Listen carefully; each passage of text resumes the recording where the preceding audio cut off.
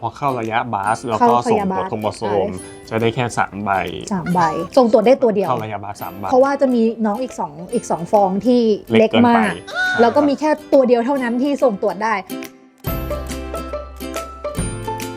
ค่ะสวัสดีค่ะชื่อเล่นชื่อหงหยกค่ะชื่อจริงภาวิกาอินทัศน์ค่ะอายุ35 ปีสวัสดีครับชื่อเล่นชื่อไปครับชื่อจริงพิชพงษ์ผงชีพครับอายุ32 ปีครับต้องย้อนกลับไปปีที่แล้วเนาะว่าเรา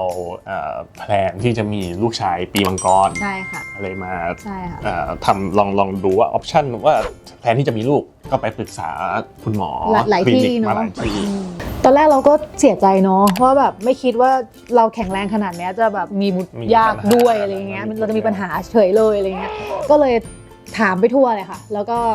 รู้จักกับเพื่อนที่เขามาใช้บริการที่นี่แล้วเขาก็บอกว่าเขาประทับใจ1 2 3 4แล้วก็แบบต้องลองอะไรเงี้ยคุณหมอแบบให้คำแนะนำดีมากที่ลองมาที่นี่ดูพอมาแล้วก็ได้อย่างที่เขาแนะนำแบบโอ้คุณหมอเทคแคร์ดีมากใช่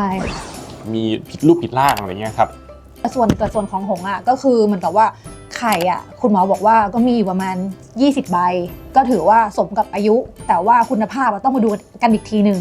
รอบแรกเนี่ยเราก็บำรุงกันทุกทางแล้วมันก็เหมือนจะดีขึ้นแต่ว่ายังใช้ไม่ได้โครโมโซมผิดปกติประมาณ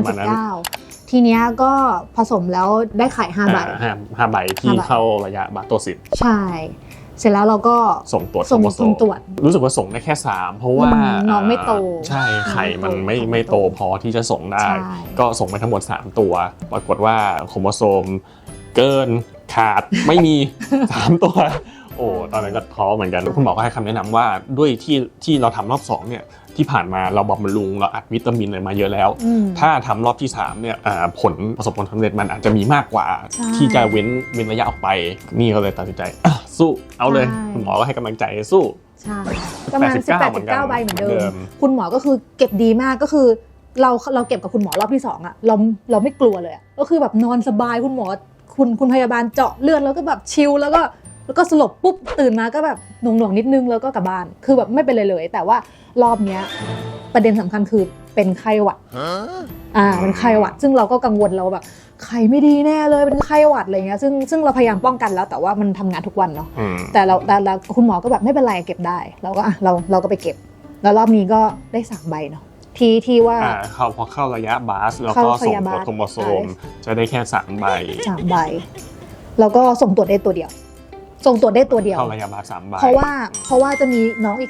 ก2 ฟองที่เล็กมากแล้วก็มีแค่ตัวเดียวเท่านั้นที่ส่งตรวจได้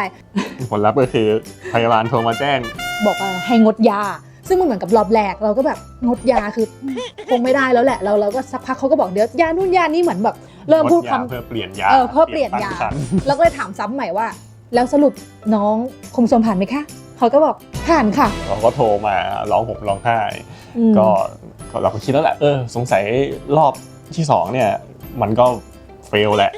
ก็เลยปลอบใจไปไม่เป็นไรเดี๋ยวปีหน้าก็ได้พักผ่อนให้เพียงพอก่อนอันนี้รีบสวนเลยไม่ได้แล้วโอ้นั่นแหละดีใจทั้งบ้านเลยใช่ค่ะประสบการณ์ครั้งแรกที่ไปใส่ก็คือต้องอั้นปัสสาวะไม่เคยอั้นปัสสาวะแบบเป็นชั่วโมงนี่คืออั้นเป็นชั่วโมงแล้วจังหวะที่เข้าไปอ่ะมันก็ตื่นเต้นเพราะรอบนี้เราไม่ได้สลบแล้วอะค่ะคือเรามีสติแล้วเราต้องอั้นฉี่แล้วพอเขากดไอ้เครื่องอุลตราซาวด์ใช่ไหมพอกดไปมันก็ปวดกว่าเดิมแล้วขามันก็แข็งทื่ออย่างเงี้ยแล้วความน่ารักของพยาบาลกับคุณหมอคือพยาบาลอ่ะเขารู้ว่าเราแบบปัสสาวะจะราดแล้วอ่ะเขาก็มาลูบแบบใจเย็นๆนะคะคุณหมอใส่ไวมากคือแบบฟึ๊บเดียวเสร็จเลยแล้วคุณหมอก็แบบให้ดูว่าวางตรงนี้นะอะไรแล้วสามีก็เข้าไปดูด้วยจะมีจอให้ดูว่านี่จะใส่แล้วนะใส่เข้าไปปึ๊บวางอยู่จุดนี้ของมดลูกใช่ก็คือจุดที่ลึกที่สุดที่ปลอดภัยแล้วน้องจะเกาะดีโมเมนต์ที่คุณหมอทำเสร็จแล้วอ่ะมันรู้สึกทัดใจเรามากเลยคุณหมอเดินมาลูบท้องอ่ะเหมือนแบบโตไว้นะอะไรอย่างเงี้ยแบบติดนะอะไรอย่างเงี้ยเรารู้สึกแบบอุ๊ยแบบมันอบอุ่นเนาะเพราะมันอบอุ่นมันเหมือนแบบคุณหมอเป็นแบบป๊าอะไรอย่างเงี้ยน่ารักอุ๊ยเราต้องระวังแล้วก็รู้สึกว่าโอ้โหมันต้องระวังแล้วเพราะคือน้องมาอะไรเงี้ยมิราเคิลเกิดขึ้นแล้วใช่เพราะตอนแรกทุกคนก็ยังแบบมันไม่ใช่แค่ด่านนี้แล้วเธอจะผ่านไปนะมันยังมีอีกหลายด่านเลยซึ่งก็จริงๆมันมีอีกหลายด่านมากก็ต้องระวังตัวทางไตรมาสก่อนสัปดาห์นี้ค่ะน้องเป็นน้องขึ้นมาแล้วแบบเป็นเด็กทารกคือวีคนั้นคือน้ำตาไหลไปแล้วคือน้ำตาไหลแบบแล้วน้องดิ้นโชว์อะไรเงี้ยเราก็รู้สึกแบบ เฮ้ยแบบมีจริงอะไรเงี้ยซึ่งวีคนั้นที่ร้องไห้อะเพราะว่าเราผ่านประสบการณ์ที่น่ากลัวมากๆมาแล้วคุณหมอก็ไม่ทิ้งก็คือเราอะเลือดออก2 ครั้งคือคนอื่นนะเขาออกครั้งเดียวมีเขาเรียกว่าภาวะแท้ง คุกคามคุณหมอบอกแท้งคุกคาม ใช่ ซึ่ ผ ง มก็เครียดไปด้วย อืม แบบโอ้พอดีแฟนภรรยาบอกว่าโอ้เธอเลือดออกเยอะมากเลย ใช่ แบบล้น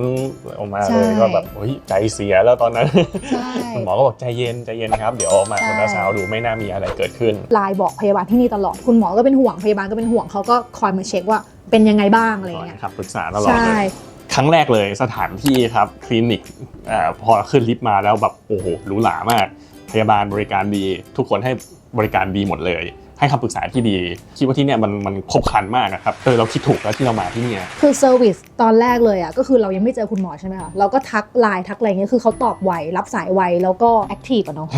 ใช่ ก็เลยแบบรู้สึกอ่ะมาพอมาปุ๊บมาเจอคุณหมอที่เขาใส่ใจแล้วเขาก็แบบปิดทุกจุดที่มันเป็นจุดอ่อนของเราซึ่งทำให้เราอ่ะมีน้องได้เนี่ยเราก็แบบสบายใจแล้วเวลาแพนิคอ่ะจะถามซ้ำนี่ถามซ้ำ3 รอบคุณหมอก็ตอบ3 รอบทั้งที่ก็รู้นะว่าตอบไปแล้วอ่ะแต่คือด้วยความแพนิคเนี่ยค่ะก็รู้สึกคุณหมอใจเย็นกับเรามาก ครับ ใช่ ก็คือมาที่นี่แล้วรู้สึกว่าเอ๊ะเราไม่มีความจำเป็นต้องไปหาที่อื่นอีกแล้วอะครับ อืม มาที่นี่แล้วจบ ชอบที่นี่ตั้งแต่เหยียบเข้ามาที่นี่เลยเพราะว่าชอบทุกอย่างแล้วไม่ว่าจะเป็นบรรยากาศพนักงานพยาบาลแล้วก็คุณหมอแล้วก็ความใส่ใจแล้วสุดท้ายแล้วอ่ะคุณหมอแบบไม่เคยเบื่อเราเลยอ่ะต่อให้เราจะแบบแพนิคแค่ไหนคุณหมอเขาก็แบบดูแลเราดีอ่ะก็คือที่เนี่ยค่ะคือครบจบแล้วก็ได้น้องกลับบ้านค่ะ ก็อยากจะให้ส่งต่อความรู้สึกเนี้ยให้กับคนที่เขาอยากจะมีลูกให้มาลองที่ผ่าน fertility ดูครับ อย่าร้อง จะประสบ ไห้ ความ นะ สำเร็จ